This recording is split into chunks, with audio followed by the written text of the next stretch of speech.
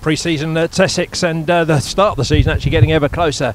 Ryan Doeschate joins us. Ryan, it's been a busy winter for you and the Big Bash, and just talk us through your winter programme.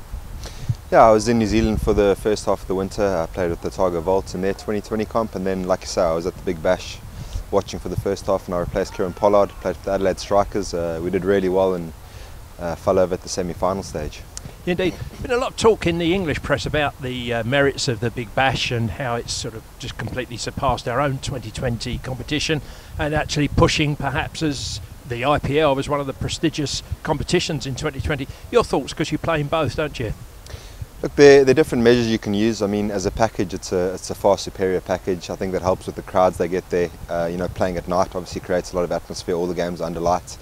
And then the other measure is obviously quality, and I don't think the English competition's far behind the Big Bash. The wickets make a difference, but certainly in terms of package, they with the IPL are leading the way in what they can dish up. Yeah, indeed. I'm just picking up on that point. I mean, you mentioned there about the conditions of the wickets. Generally, I think the wickets in this country are so old, aren't they? They're so beaten. There's a hell of a lot of use on them. Is that the key to exciting 2020 matches? A good strip, obviously, for the batsmen, and that gives the bowlers a little bit of help. I think sometimes, the game has been accused of being too batter friendly, and you don't want that. You don't want guys being able to hit every ball for 4 or 6, but certainly a bit of bounce helps. It also gives the fast bowlers opportunity to get the ball around your head, which is a big weapon in this form of the game. And yeah, look, you don't want to play on tired wickets where stroke play is difficult. Yeah, indeed.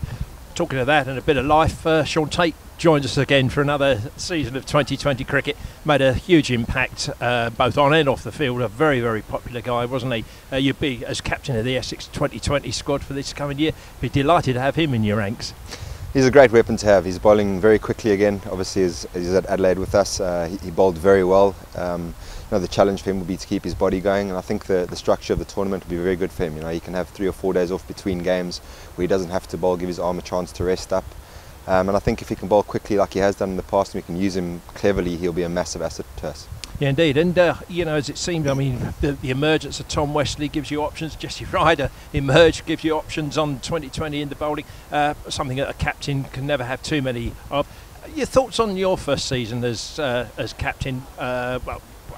Did you take a lot of satisfaction from it? It came so near to, but so far didn't we? Just form dipped at the crucial time, really. For me, the big measure was how the players responded to me being in charge, and I was really happy, to each man. I had no problems with anyone.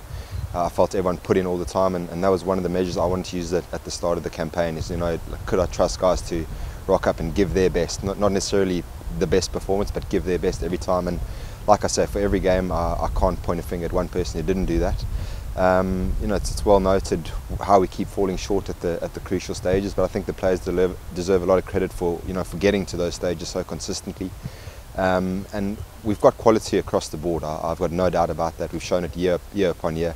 This year it's a case of not getting too far ahead of ourselves. We've got to go through the building blocks again. Earn the right to play in quarterfinals. And I'm sure at some stage we're going to break the duck of not going all the way. Yeah, indeed. And the weight of captaincy certainly didn't impact on your own form. In fact, I'd suggest perhaps it was a challenge at this stage of your career you were delighted to take on. You obviously got so much experience of playing the game both in here and around the world now. Yeah, I think my leadership style is certainly not to be tyrannical or to impose myself too much on the players. I think allowing guys to do their own thing and to take responsibility generally brings out the best in people, and that's certainly the way I approached in the first year, which I think it's not wise to come in guns blazing, but that was never going to be my style in any case, and I think the players responded well to that. So I really enjoyed it. I loved the challenge. I enjoyed moving things around a little bit, but ultimately you need the players and the coaching staff to respond to your ideas, and everyone did that last year, so there's a lot to build on. Indeed, Ryan. We look forward to you coming back and joining us for this season and a successful 2020 campaign.